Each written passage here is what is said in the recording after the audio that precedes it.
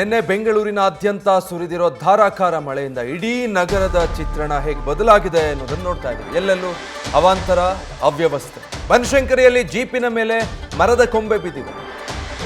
ಬನಶಂಕರಿಯ second stage ಬಳಿ ಈ ಘಟನೆ ನಡೆದಿರೋದು. ಜೀಪ್ ಒಂದರ ಮೇಲೆ ಮರದ ಕೊಂಬೆ ಮುರಿದು ಬಿದ್ದಿದೆ. ಆ ಕೊಂಬೆ ಬಿದ್ದ ರಭಸಕ್ಕೆ ಜೀಪ್ನ ಮೇಲ್ಭಾಗ ಸಂಪೂರ್ಣವಾಗಿ ಜಖಮಾಗಿದೆ. ಬೃಹತ್ ಮರಗಳಿರುತ್ತೆ, ಅದರದ್ದು ಕೊಂಬೆಗಳು ಮುರಿದು ಬಿದ್ದಾಗ ವಾಹನದ ಅಂದರೆ ರಸ್ತೆ ಬದಿಯಲ್ಲಿ ವಾಹನಗಳನ್ನು ನಿಲ್ಲಿಸಿರ್ತಾರೆ ನೋಡಿ. ಬನಶಂಕರಿ ಸೆಕೆಂಡ್ ಸ್ಟೇಜ್ನಲ್ಲಿ ಆಗಿರೋದು ಇದು. ಪ್ರತಿನಿತ್ಯ ಅಲ್ಲೇ ತಮ್ಮ ಗಾಡಿಗಳನ್ನು ಪಾರ್ಕ್ ಮಾಡೋರು ಇರ್ತಾರೆ, ಅಥವಾ ಏನಾದರೂ ಕೆಲಸ ಅಂದರೆ ಅಲ್ಲಿ ನಿಲ್ಲಿಸಿ ಹೋಗಿ ಬರೋಣ ಅಂತ ಹೋಗಿದ್ದವ್ರದ್ದು ಕೂಡ ಎಷ್ಟೋ ಗಾಡಿಗಳು ಈ ಥರ ಜಖಮ್ ಆಗೋಗಿರೋದು ನಿದರ್ಶನ ಕಂಡು ಬರ್ತಾ ಇದೆ ಬೆಂಗಳೂರಲ್ಲಿ. ಬನಶಂಕರಿ ಸೆಕೆಂಡ್ ಸ್ಟೇಜ್ನಲ್ಲಿ ದೊಡ್ಡ ಮರದ್ದೊಂದು ಕೊಂಬೆ ರಭಸವಾಗಿ ಬಿದ್ದಿದೆ ಜೀಪ್ ಮೇಲೆ. ಜೋರು ಗಾಳಿ ಕೂಡ ಇತ್ತು ನಿನ್ನೆ ಸಂಜೆಯಿಂದಾನೆ ಬೆಂಗಳೂರಲ್ಲಿ. ಕೇವಲ ಭಾರಿ ಮಳೆ ಅಷ್ಟೇ ಅಲ್ಲ, ಅದರ ಜೊತೆಗೆ ಜೋರು ಗಾಳಿ ರಭಸ ಕೂಡ ಇದ್ದಿದ್ದರಿಂದ ಬಹಳಷ್ಟು ಕಡೆ ಈ ರೀತಿ ವಿದ್ಯುತ್ ಕಂಬಗಳು, ಮರಗಳು ಬುಡ ಸಮೇತ ಕಿತ್ತು ಬಿದ್ದಿದೆ. ಇನ್ನು ಕೆಲವು ಕಡೆಗಳಲ್ಲಿ ಈ ರೀತಿ ದೊಡ್ಡ ದೊಡ್ಡ ರೆಂಬೆ ಕೊಂಬೆಗಳು ಕಳಚಿ ನೆಲಕ್ಕೆ ಬಿದ್ದಿದೆ. ಅಲ್ಲೇ ನಿಲ್ಲಿಸಿದಂಥ ಜೀಪ್ ಒಂದರ ಟಾಪ್ ಮೇಲೆ ನೀಲಗಿರಿ ಮರದ ಕೊಂಬೆ, ದೊಡ್ಡ ಕೊಂಬೆ ಬಿದ್ದಿರೋ ಪರಿಣಾಮ ಸಂಪೂರ್ಣ ಜಖಮಾಗೋಗಿದೆ ಆ ಜೀಪಿನ ಮೇಲ್ಭಾಗ. ರಾತ್ರಿ ಆಗಿರೋದು ಇದು, ಬೆಳಗಾದರೂ ಕೂಡ ಅದೇ ಪರಿಸ್ಥಿತಿಯಲ್ಲಿದೆ. ಮತ್ತೊಂದು ಕಡೆ ಆಟೋ ಕೂಡ ಇದೇ ರೀತಿ ಸಿಕ್ಕಾಕೊಂಡಿದೆ. ಅಧಿಕಾರಿಗಳು ಸ್ಥಳಕ್ಕೆ ಬರಬೇಕು, ಅದನ್ನು ತೆರವು ಮಾಡಿಕೊಡ್ಬೇಕು. ಅದಾದಮೇಲೆ ಆ ವೆಹಿಕಲ್ನ ಅಲ್ಲಿಂದ ತೆಗೆಯೋದಕ್ಕೆ ಸಾಧ್ಯ ಆಗುತ್ತೆ. ಆ ಕಾರ್ಯಾಚರಣೆ ಇನ್ನೂ ಆಗಿಲ್ಲ.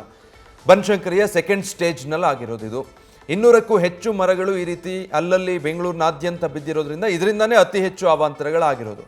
ಮನೆಗಳ ಮೇಲೆ ಬಿದ್ದೋಗಿದೆ, ವಾಹನಗಳ ಮೇಲೆ ಬಿದ್ದಿದೆ, ರಸ್ತೆಗೆ ಅಡ್ಡಲಾಗಿ ಬಿದ್ದು ಹೋಗಿದೆ, ವಾಹನ ಸಂಚಾರಕ್ಕೂ ಸಾಧ್ಯ ಆಗ್ತಾ ಇಲ್ಲ. ಎಷ್ಟೋ ಕಡೆ ಮನೆಗಳ ಮೇಲೆ ಬಿದ್ದಿರೋದ್ರಿಂದ ಅವ್ರ ಪರಿಸ್ಥಿತಿ ನಿಭಾಯಿಸ್ಕೊಳ್ಳೋದಕ್ಕಾಗ್ತಾ ಇಲ್ಲ.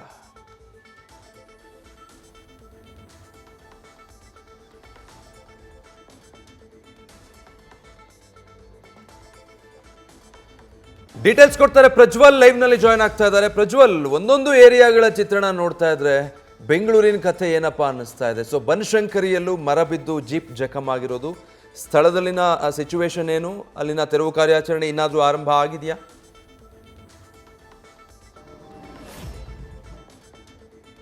ಬೆಂಗಳೂರಿನಲ್ಲಿ ರಾತ್ರಿ ಸುರಿದಂತಹ ಧಾರಾಕಾರ ಮಳೆಗೆ ಸಾಕಷ್ಟು ಕಡೆ ಅವಾಂತರಗಳು ಸೃಷ್ಟಿಯಾಗಿದೆ. ಇಲ್ಲಿ ನಾವು ಗಮನಿಸ್ತಾ ಇರಬಹುದು, ಇದು ಬನಶಂಕರಿ ಬಿಡಿಎ ಕಾಂಪ್ಲೆಕ್ಸ್ ಬಳಿ ನಡೆದಿರುವಂತಹ ಒಂದು ಘಟನೆ. ಬೆಂಗಳೂರು ಒಂದ್ ಮೇಲೆ ಈ ಒಂದು ಮರ ಬಿದ್ದಿದೆ. ಇನ್ನೂ ಕೂಡ ತೆರವುಗೊಳಿಸುವಂತಹ ಒಂದು ಕೆಲಸವನ್ನ ಬಿಬಿಎಂಪಿ ಅಧಿಕಾರಿಗಳು ಮಾಡಿಲ್ಲ. 3 ಬೈಕ್ಗಳು ಜಖಮ್ ಆಗಿದೆ ಅನ್ನುವಂತ ಒಂದು ಮಾಹಿತಿ ಕೂಡ ಪ್ರಸ್ತುತವಾಗಿ ಲಭ್ಯವಾಗ್ತಾ ಇರುವಂತದ್ದು. ಈ ಒಂದು ಮರವನ್ನು ನೀವು ಅಂದ್ರೆ ಇಲ್ಲಿ ನಿನ್ನೆ ಬೀಸಿದಂತ ಭಾರಿ ಗಾಳಿಗೆ ಈ ಒಂದು ಮರ ಉರುಳಿ ಬಿದ್ದಿದೆ. ಈ ರಸ್ತೆ ಕೂಡ ಈಗಾಗಲೇ ರಸ್ತೆ ಸಂಚಾರ ಕೂಡ ಇಲ್ಲಿ ಸಂಪೂರ್ಣವಾಗಿ ಬಂದ್ ಆಗಿರುವಂತದ್ದು. ಕಾರಣ ಏನು ಅಂತ ಹೇಳಿದ್ರೆ ಈ ಮರವನ್ನ ಇನ್ನೂ ಕೂಡ ಅವರು ತೆರವುಗೊಳಿಸದೇ ಇರೋದ್ರಿಂದಾಗಿ ಈ ಒಂದು ಸಮಸ್ಯೆ ಉಂಟಾಗ್ತಾ ಇದೆ. ಬೆಂಗಳೂರಿನ ಹಲವು ಭಾಗದಲ್ಲಿ ಈ ರೀತಿಯ ಒಂದು ಸಮಸ್ಯೆ ಆಗಿದೆ. ಇಲ್ಲಿಂದ ಒಂದು 50 ಮೀಟರ್ ದೂರದಲ್ಲೇ ಇನ್ನೊಂದು ಮರ ಕೂಡ ಉರುಳಿ ಬಿದ್ದಿರುವಂತದ್ದು.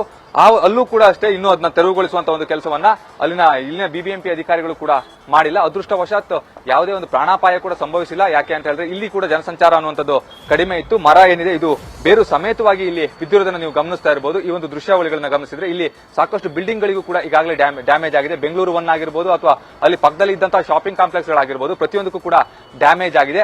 ಇನ್ನು ಬಿಬಿಎಂಪಿ ಅಧಿಕಾರಿಗಳು ಸ್ಥಳಕ್ಕೆ ಬರದೇ ಇರೋದ್ರಿಂದಾಗಿ ಸಾಕಷ್ಟು ಜನ ಆಕ್ರೋಶವನ್ನು ಕೂಡ ವ್ಯಕ್ತಪಡಿಸಿದ್ರು. ಯಾಕೆ ಅಂತ ಹೇಳಿದ್ರೆ ಇಷ್ಟೊತ್ತಾಗಿದೆ ಬಿದ್ದು ಇನ್ನೂ ಕೂಡ ಯಾವುದೇ ಒಂದು ಅಧಿಕಾರಿ ಸಿಬ್ಬಂದಿಗಳು ಕೂಡ ಬಂದಿಲ್ಲ, ಅದನ್ನು ತೆರವುಗೊಳಿಸುವಂತ ಒಂದು ಕೆಲಸವನ್ನ ಕೂಡ ಇವರು ಮಾಡ್ತಾ ಇಲ್ಲ ಅನ್ನೋದ್ರ ಬಗ್ಗೆ ಕೂಡ ಸಾಕಷ್ಟು ಆಕ್ರೋಶ ವ್ಯಕ್ತವಾಗಿತ್ತು.